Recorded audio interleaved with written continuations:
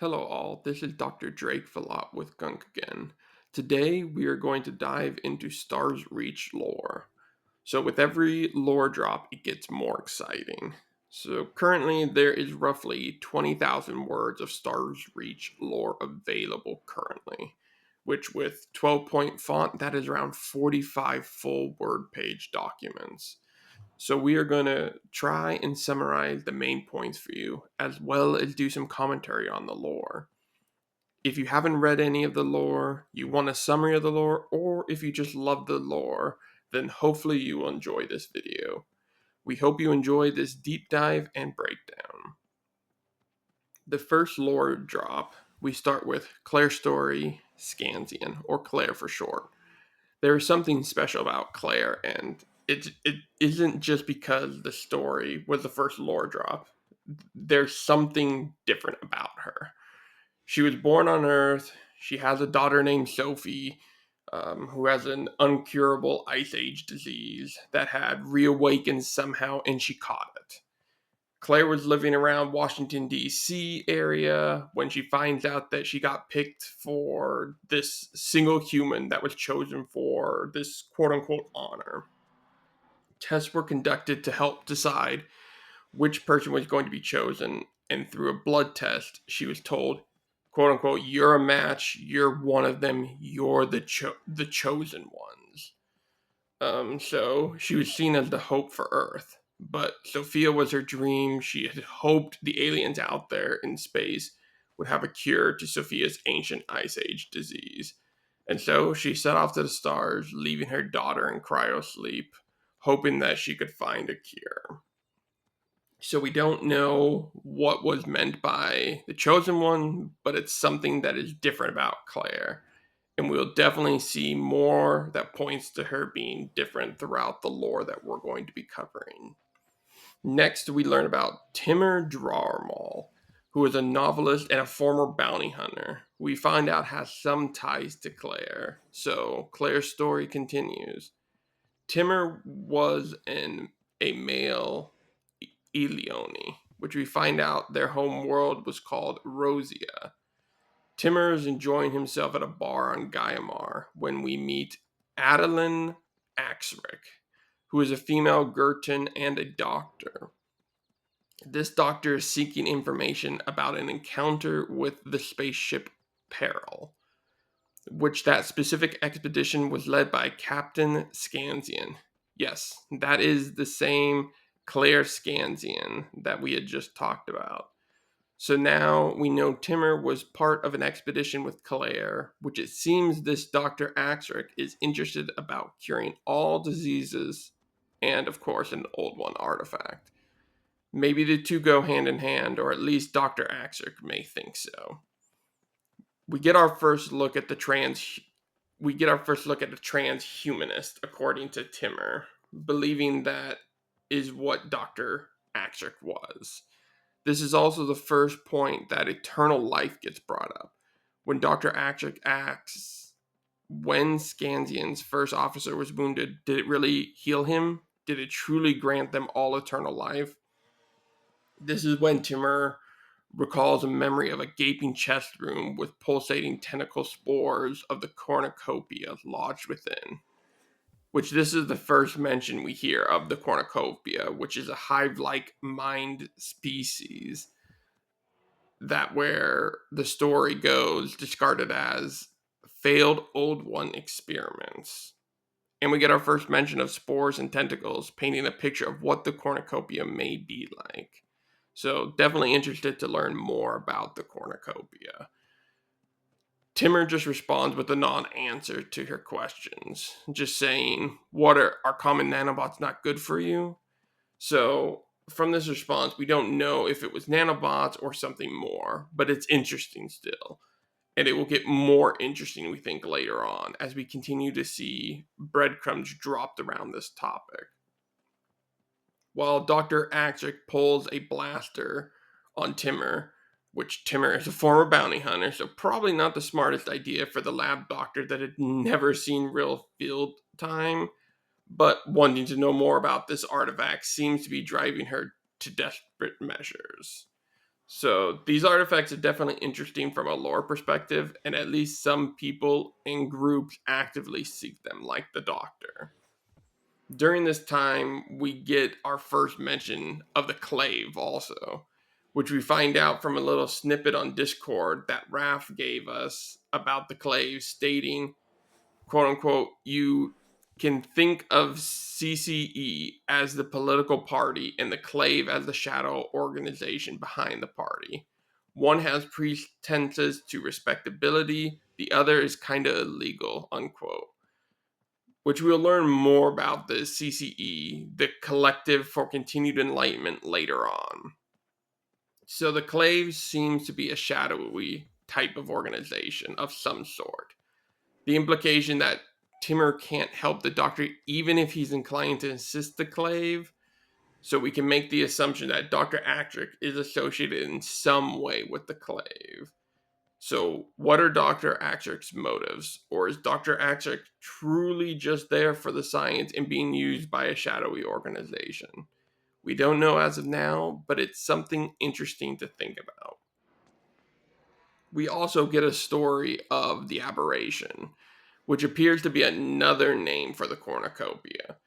The aberration infected the Doctor's homeworld, and she saw many infections by their spores, which she saw many die. And now she seeks a permanent cure to the infection.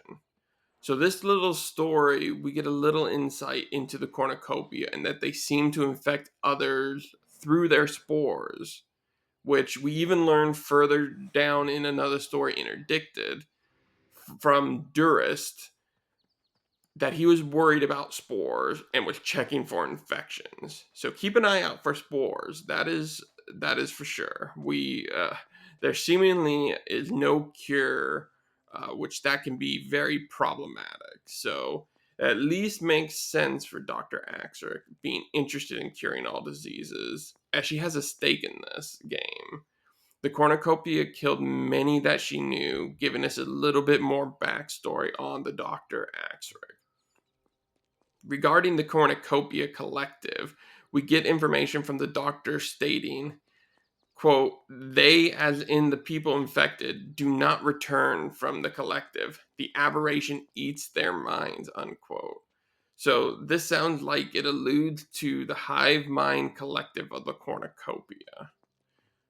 And lastly, from the Doctor, she states that, quote, I have seen the old one's technology can do. I have used it. My research has shown me ways to tap into its power, unquote. So we know there are people out there trying to tap into old one technology and have successfully used that, which that's very intriguing, as we have already heard rumors of these artifacts possibly able to give internal life. What other powers do these old ones artifacts have? We're going to have to keep an eye on this, because that's something that's going to be interesting to kind of pay attention to and keep an eye on. Timur also brings up the human superiority movement. Again, the implications appear that the Doctor, at least people like her, are part of this movement. And Timur says, quote, they think of themselves the heirs to the old one's power, unquote. Which we can see how this mentality will come to odds with the servitors, which the servitors are these robots created by the old ones to carry out the old one's template or plans for the garden. And so they leave this conversation with Timur asking, quote, do you think the old ones are truly gone? Do you think they're not watching? Do you think they will let you or anyone seize their power? Unquote. Which we don't know. We're kind of led to believe that the old ones are gone and the servitors are left behind to follow through with the old ones' plans. Um, but we know very little, if anything, about the old ones. We just know that they had technology that was very advanced. It'll be fun once we start having the opportunity to learn more about these old ones and get some more information from lore. Definitely something to look forward to. Now, with the Doctor finally gone, you have XTK67, who is a companion of Timur, ask him, quote, you never do talk much about your time with Scanzian. Was any stuff in that book true? Did the old one artifacts really make the crew of the Peril immortal? Unquote. Which Timur replied, quote, "Immortality sucks, XT," he said gruffly. "Better to travel to the edge of the galaxy to see if it is really the edge, and then to go over into the void. Immortality goes on forever, XT. And I'm a writer. I like my stories to have strong endings." Unquote. So again, even with his companion, he's giving a cryptic non-answer to the question of immortality. So we hear this brought up again, immortality. It's curious. And it will continue to get more curious, and we'll just have to wait for some more information. In Interdicted, we talked about this a little bit earlier about the spores, but we learn a little bit more about the servitors, specifically hunter-killer servitors, which it talked about how they entered the planet by quote-unquote two meteorites fell from the sky just off to the side, glowing hot and angry.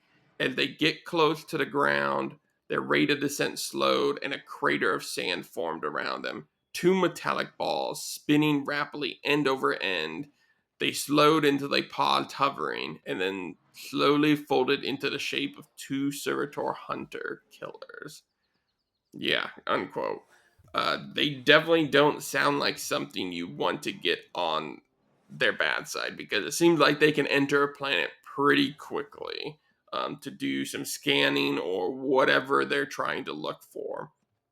In this case, they were looking for signs of the cornucopia. So when they met Durst, they started scanning him for contraband, which, when you think of scan for us, it's not painful. It's just a scan. This scan was much different. It seemed to cause a burning sensation for Duras. So, a different type of scan, it seems like the servitors have. But ultimately, they were looking for signs of the cornucopia, and they did not find any on that planet. So, that planet was safe for now. They were not going to destroy that planet to bedrock. Interdicted is also a story that contains our first look at a Hansian, a fish-like humanoid race. And we get tidbits of the cornucopia, which we mentioned previously. But we're going to take a move on to Staying Ground Part 1 through 3 now.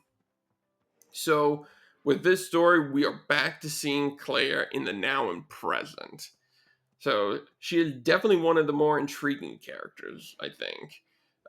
She's currently in the Transplanetary League headquarters, which the Transplanetary League appears to be one of the main groups that we know so far from lore. She begins talking to a Gurtan woman who is looking for Commissioner Bunton, as it is her first day there, and she's supposed to find Bunton. Clere gives her information about Bunton's typical lunch schedule. So, from this, we can kind of tell that Clere is definitely familiar with the Commissioner. And then Clere starts talking about the founder of the TPL, which is the Transplanetary League, Commissioner Shay Duvane, which there's a statue of her that was unveiled a couple hundred years ago for some type of TPL anniversary, Claire states. Um, so to ease the nerves of the female Gertrude, she decides to tell a story of Shay Duvane. So with this, we at least start to get an idea of time. At least a couple hundred years ago, the statue was unveiled. Now, we don't know if it was unveiled while Shay Duvane was still alive or not, or even what a typical lifespan would be for any human species. But let's start to talk about this story Clere starts to tell in great detail. More on that a little bit later. So, this story has a lot of fun tidbits of information. First, we find out Shay and her twin brother Bram are Fae. So, Fae, we learn also they don't actually have wings that work in the sense of allowing them to fly. They also talk about ship Fae and ground Fae.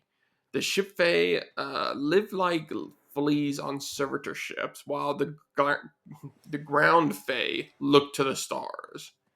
We learn that these ship the Fae ride on, they're like fleas to the servitors. As the servitors have these tenders move between planets, they're replenishing genetic material, pruning away mutations that did not fit that old one's template. From time to time, they exterminated those worlds that were infected with their adversary, scooping up vast, screaming, blobby messes of tentacles and flowers that insisted they didn't want to die.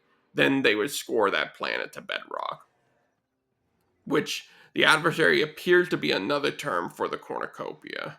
When the servitors reached a world that needed harvesting to keep with the ecological balance, these massive oblong threshers would descend, which the Fae would ride down them. They would gather food, scavenge what they could, and try to make it back to the threshers before they took off.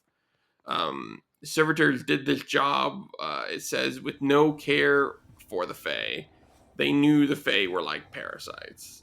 So the Fae, over time, they mapped the routes. They learned how to hop between ships to get to different destinations. But you had some Fae that wanted to live outside the ships to see that sky. Those were known as the ground Fae.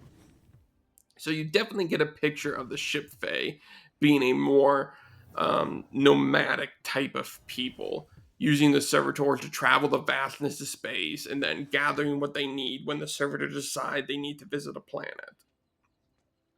Now, when part two starts, it comes back to the now.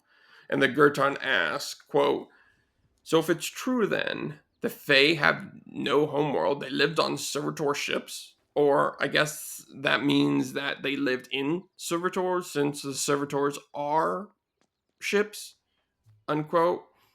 To which Clere responds, quote, not all of them. Well, some of them, like Bram, believe they came originally from the magical world of Tir Na Nog, where magic worked and they could fly using their vestigial wings, unquote.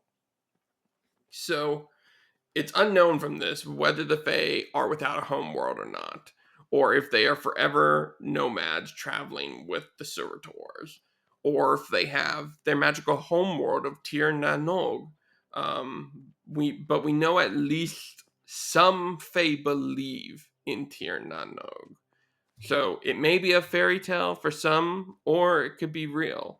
I imagine players will be keeping an eye out to determine if Tir Na Nog is real or not. But it doesn't matter if it exists or not. If some Fae believe it to have existed, then it does. So when we get back to the story, it talks about the bargain. The bargain was between the servitors and the old ones. Quote, the servitors keep us, all the humans, alive, because that was a bargain struck with their masters, unquote. So this makes it clear that the servitors are not helping keep the humans alive out of the goodness of their robotic hearts, if they even have something like that. So we also learn a little bit about the House of Magic, which we're currently unsure what type of group it is. It almost has a religious undertone to it, but we need really more information. So we're just taking a kind of educated guess based on what we're seeing in the lore. They also have kind of historical aspect of keeping things alive. So we'll keep an eye on that group and try and figure out more of what they do. What we do know is that, quote, the House of Magic tried to keep the memory of the Fey magics from Tir Na Nog alive, unquote. So definitely could be seen as, like we said, the magical historians at the very least. It's important to not let these memories of old die, which is what you see like some guilds and people in Stars Reach currently. They're tracking so meticulously the history of Stars Reach, kind of like to try and keep it alive. Um, when we get some of the descriptions of the servitors stating that some of these were shiny and clean, some were rusty, They had blades for feet and vicious corkscrews for fingers, antenna like insects, and energy pulse cannons as forearms. Some hovered, folded into balls, and others loomed frozen mid gesture. And previously, it was stated for some hands that servitors have, they have these fan blade serrated hands tipped with needles, or arms covered in micropellet projectile vaporizers. So, from these descriptions, you see that, well, I wouldn't want to mess with these servitors. They seem very formidable foes with many weapons at their disposal. So we'll see how that evolves and how players choose different relationships with the servitors, because they are definitely interesting. We also learn about relifing for the first time in lore, after Rosmerta was vaporized, which Shay was currently talking with Rosmerta. Rosmerta had stated, quote, "The House of Magic never has figured out how to make our spells work here. But we have learned something of the magic of the old ones and how to make the bargain work for us. This we call relifing," unquote. Which relifing we have seen in game that allows our molecules to be re-put back together at a specific location. We really don't know any effects it has. Can explorers infinitely relife with no issues, or is it going to slowly take a toll? We don't know. We don't know much about this technology. We just know in game that we can do it. And then we see it also in lore. So it's definitely something that's going to be interesting, from a scientific angle, on what exactly happens when you relife, and the potential downsides that it could have. So we get back and we're looking now at part 3 of this.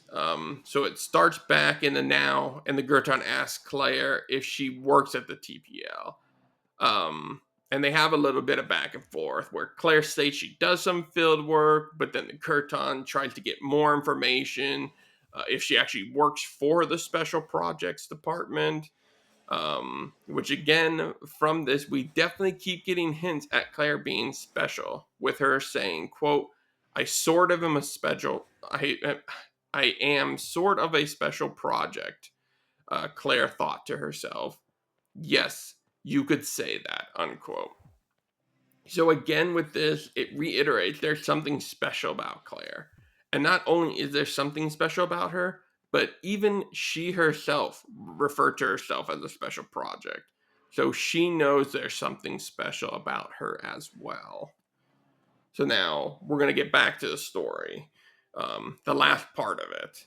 We start to see the discussion between what is considered magic or what is just advanced science.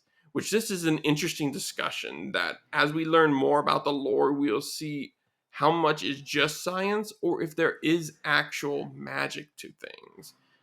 You'll probably see players fall onto specific sides, of this down the road, given options of making the game feel more sci-fi or science fantasy. Giving players choice to play and see the game their own way is nice to see, and I think this kind of sets it up very nicely to have those two different views on essentially the same thing. So we also learn a little bit more about the ground fae, in the sense that they talk to servitors often and they spy on the other humans for the servitors.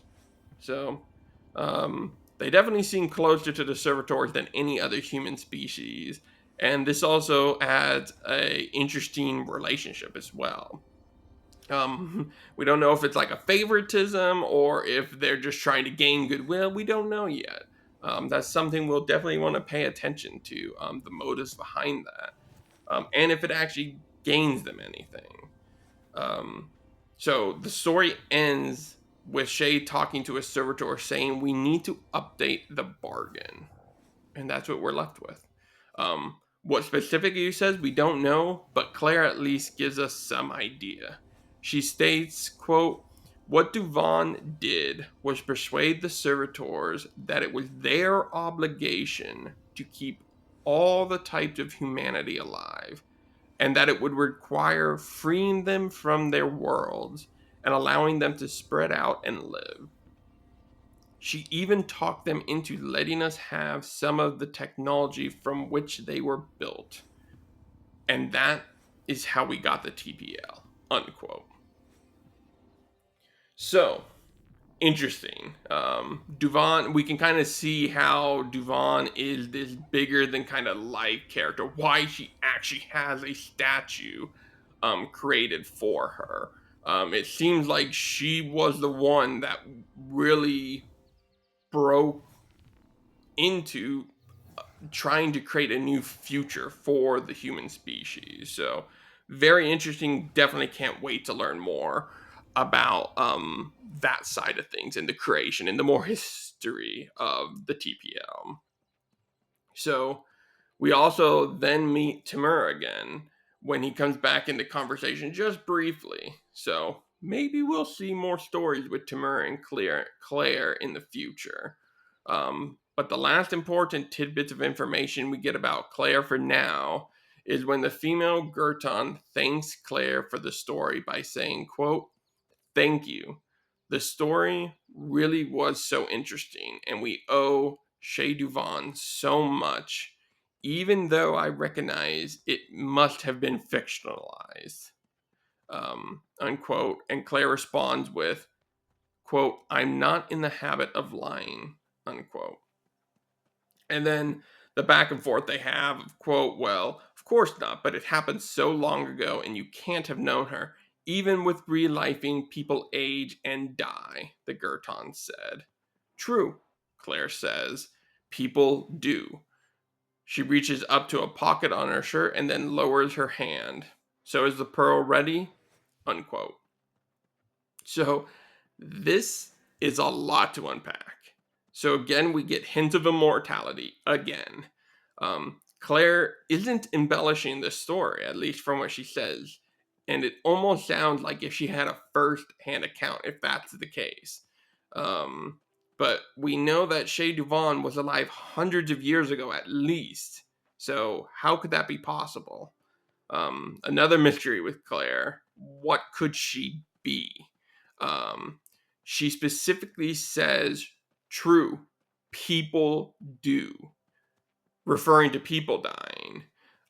Could this be an implication that yes, people do die, but there are other things out there that are not people and they may not die? Who knows? Like old ones, are they still around? We just don't know. There's a lot of cool information here that we just can't wait to see more about and kind of figure out the mystery of Claire. And then lastly, we get uh, we see the pearl mentioned again, which that was a story that Dr. Actrick was asking about in relation to the old one artifact. So I'd expect to see some type of peril story at some point in the future, or at least hope to see it in the future. That may give us more insight about Claire and potentially an old one artifact. We are now on the final stretch for now. Another working day, part 1 through 3. This short story, we don't know if it's finished or not, but it has been juicy thus far, giving us lots of fun lore information, especially when it comes to Old One artifacts. Now we have the female Gerton 6 months later working under Commissioner Boonton at the TPL's Department of Special Projects, which Boonton later describes the special projects as, quote, our job is secrets. We learn secrets and we keep secrets, and our job isn't to save one planet. It's to save all of them, unquote. We don't really know much about the work of the Department of Special Projects, but I'd imagine they get to do some very cool stuff. can't wait to get more of an insight into their operations and see what they actually do because they sound very interesting. This section, we start to get some real information on Old One artifacts. Artifacts seem to have types, levels, and stages, at least from our initial analysis of the lore. One artifact was described as, quote, it's going to be a type 2. The jawline was already forming, and I was able to grapple one of the molars that had already coalesced and get into the throat cavity. From there, up the ear canal and into the usual control center. End quote. So it almost sounds like some type of humanoid type head from the description. Which kind of gives me, like, if you've seen Guardians of the Galaxy, Nowhere vibe, that big robot head in space that just kind of becomes a city. This kind of gives me those vibes a little bit on, are these like just giant robotic heads that are going through the galaxy, just destroying and becoming bigger? We'll see. So it continues the description by stating, quote, it was a stage 4, the usual glowy extrusions from the interior wall, but they hadn't yet fused and formed the full neocortex.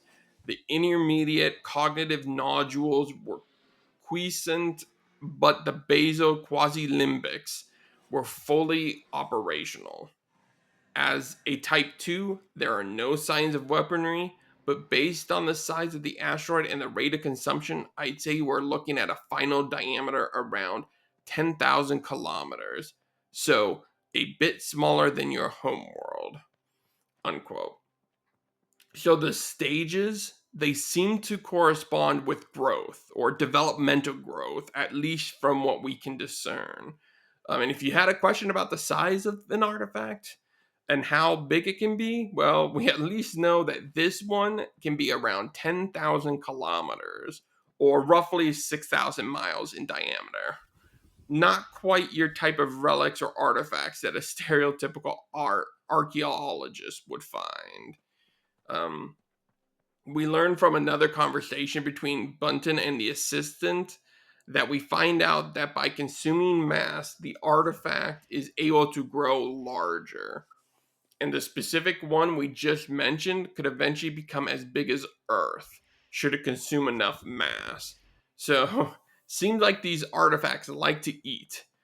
Could be dangerous for planets or throwing off gravitational fields, depending on what their appetite is. We learn also the name of this blob like entity, which we are unsure what it is. All we know is the Commissioner Boonton keeps it at her desk, which it does seem to be dangerous and something that shouldn't necessarily be kept out in the open on the commissioner's desk. But Bunton seems to be one of those more eccentric types. So the Bob's name we find out is Glorf. Yes, it does have a name, and Raph has teased us that we may get to learn more about Glorf in the future. All we know is that some people are definitely afraid of it, and they do not want to get touched by it. So, could it be a cornucopia? Is it just like a sample of a cornucopia? We don't know for certain, but Glorf is described as a, quote, purple green pulsating blob, unquote. So, doesn't seem out of the realm of possibility that this could be cornucopia. But we're jumping to conclusions at this point. So, we don't know for certain, but it kind of seems that way. We need more information to kind of figure out more. So we find out from two explorers that were detained and being questioned by Boonton that they were doing a job for none other than, guess who? Yes, you probably guessed it, Dr. Axrick. Dr. Axrick and Artifact just seem to go hand in hand in this lore, which we end up finding out that Commissioner Boonton asked the assistant to go get the Collective for Continued Enlightenment, the CCE, representative. So again, the CCE is brought back up. So if you remember what Raph had given us a hint on Discord about between the CCE and the Clave, that you can think of this quote, you can think of the CCE as a political party and the Clave as the shadowy organization behind the party. One has pretenses to respectability, the other is kind of illegal, unquote. So the CCE is the other part of the organization that is more frontward facing. And it seems that Dr. Asterisk has at least some ties to both. Because the representative that was brought to Bunton definitely knows Dr. Asterisk, and so does Boonton.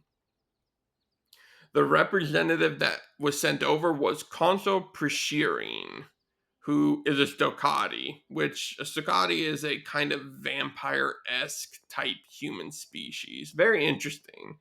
Um, we definitely see some similar ideas with Dr. Axrick and Consul Preshirine. And just like Timur did, Bunton brings up the human supremacy movement. So we hear this again, which Bunton calls nonsense. But that is not how Consul Preshirine sees it. And the consul makes a not so subtle threat in regards to the comment about the human supremacy movement, stating, quote, "It won't be long, until the CCE is the dominant party in the league, and then it won't matter very much what you think of our nonsense, as you call it. We'll see the political agenda and control the funding. And then we'll find out what things you've been hiding here in special projects," unquote. This definitely sets up for an interesting power struggle, and just how many other groups are going to be in this power struggle. It's too early to tell, but it's shaping up to be something very interesting. We get more insight into likely the ideals of the human supremacy movement with the comment from the consul, quote, "There are many in the galaxy who believe that humanity's destiny is to seize the fire from the gods, as in your old Earth myth. The gifts left us by the old ones are..." So they definitely believe the old one's technology is for humans to learn about and to use, but they may not see that full picture, as Boonton called that type of technology dangerous at the end of that quote. So kind of finishing the sentence for the consul, that these old ones are dangerous, but it doesn't seem like the human supremacy movement sees that. They see it's their right, to use this technology. It was left for them. So we're starting to get more information about some of these groups that are in play in the lore. So we'll have to keep an eye on this human supremacy movement and figure out more about what they are about. The previous artifact we had talked about at this point is now at what they state as a, quote, "stage 5 sentience development," end quote. So again, we get more talk about a stage, and it talks about sentience development again. So it fits in what we think about the stage, giving us an idea of the growth of an artifact and what stage it is in growth development. The console also, in regards to the artifact, states, quote, "Who knows what knowledge the artifact might reveal, what powers it might grant us," unquote. So with this statement, it very well could be that understanding the artifact may actually grant explorers powers, but we don't know the cost. We know the servitors view these artifacts as sacred, so likely taking the power from the artifact would not be seen as good by the servitors, which, as we have seen, you don't want to really get on the bad side of the servitors. So we could definitely see this as a faction line drawn, where some players side with the servitors while others seek the powers of the artifacts. We haven't seen any pro servitor groups yet, but Raph has said they are out there. So we can't wait to hear more about them One thing I think we can say is the dichotomy will make for good lore and good player stories. Because if you remember, we heard from Dr. Atrick that they thought that it gave immortality, that artifact gave to Claire's crew. So there's definitely hints that these artifacts may actually give power. So with power comes great responsibility. So we need to be careful with this. Definitely need more information and see which ways players could eventually choose to go toward. More information about the artifact is that they appear to sing in space, and this current artifact is singing Broadway musicals. So, again, maybe showing it is becoming more sentient. Um, we get a description of how it eats a planet and gains more mass, stating, quote, the artifact eats the planet, uses that big old jaw and chews to the core of the planet and adds it to its mass. Oh, it won't eat anyone organic, not on purpose, but they'll be killed by natural disasters or end up floating alone in space without a planet and without any air to breathe. Unquote. So we get a little bit more information on this artifact diet.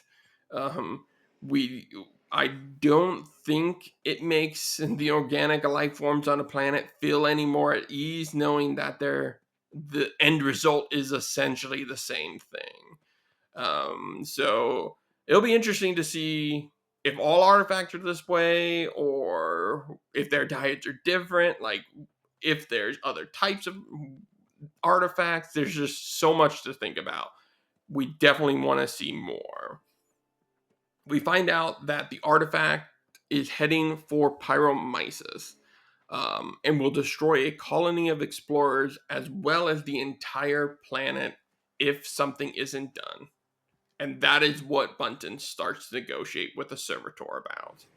This is a very interesting exchange. This is where we learn the artifacts are sacred to the servitors, and we already know the servitors hate the cornucopia, which is what Bunton offers in exchange. If the servitors save the planet, two cornucopia planet locations would be given to the servitors by the TPL, which the servitors could do as they wish with those planets.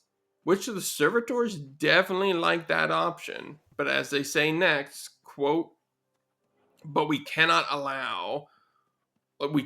always do what we like. Destruction of the artifact is hereby interdicted. It is a remnant of the old ones. It is sacred.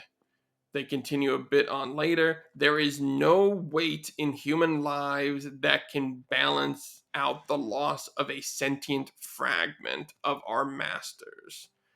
Unquote. And lastly, quote, do not interfere. Our wardens are watching the clave members. We will know if they attempt interception. Unquote. So again, a lot to unpack here. The artifact means far more to the servitors than any human life. So when we look back at the human supremacy movement and how they want to take the power of these artifacts, that is not going to be taken kindly by the servitors. When we see that they value it greater than human life, so definitely can see potential conflict arising here. We also get to talk about the wardens, which in this case, in the servitors may be using a terminology, but later on we also hear about warden ships helping to divert the artifact. So we're gonna have to wait to get more clarification on exactly what the wardens are, or if they're just like protectors or watchers type creature group. Um, and the last part, at least for now, we get more information about the artifact stating, quote, it might be stage 5 or stage 6 by now, but it's still only a level 2, unquote. So we get that it is possibly increasing in stages, but it's only a level 2. So there seems to be some relief in that it's only a level 2. And we have Bunton that explains what a stage is, stating, quote, a stage for an artifact is a stage of development.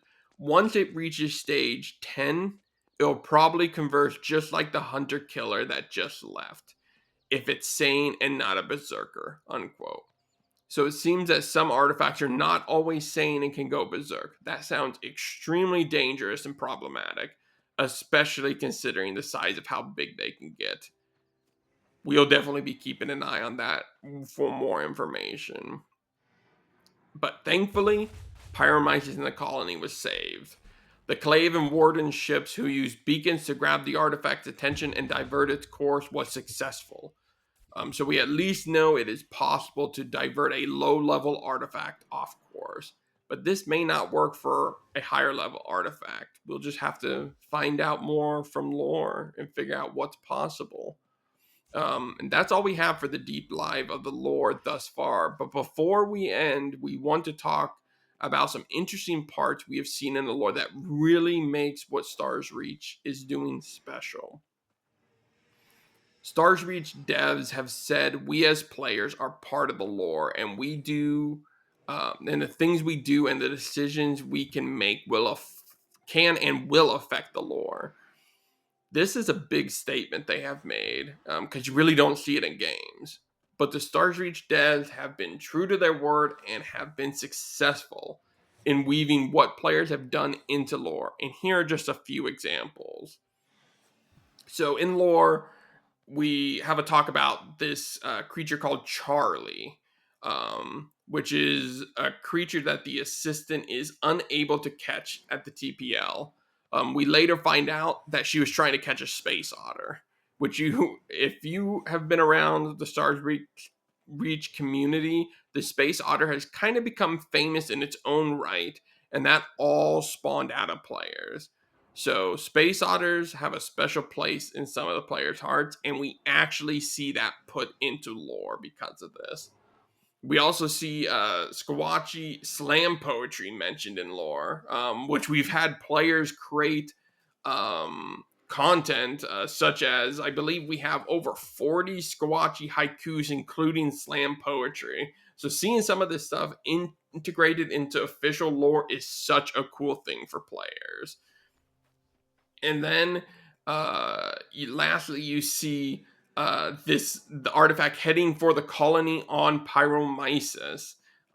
Is it going to get destroyed? This colony is called Mycedium, that was created by Gunk and a bunch of other people in game, and it's kind of become one of the largest singular structures that has existed in the Stars Reach universe thus far, consisting of over 50 homesteads together. This city made it into lore. Maybe not the name, but it's not necessary for the players who know. And I know from Gunk, we were ecstatic when we saw Mycedium make it into lore, and we were lost for words. So it's just so cool to see that type of stuff. And we can't wait to see what happens in the future. And we have more players that are trying to tie things into lore. Like Gunk is working on, after the next wipe happens, to create a large ship that, as soon as word had made it its way that an artifact was going to swallow Pyromyces, Gunk stepped into action and sent a large ship to help with the evacuation efforts. While we know with lore that Pyromyces was saved, but there would still be a large ship outside in space that was ready to evacuate the colony and save the fauna and flora life on the planet, as well as every other living life on the planet. But thankfully, it was not needed. But as of now, it wasn't needed. So stay tuned and look to space for that starship appearing there. We hope you enjoyed this deep dive into lore thus far. And if you enjoy this type of content, please feel free to like and subscribe. We thank you all from Gunk, and we hope you have a great rest of your day.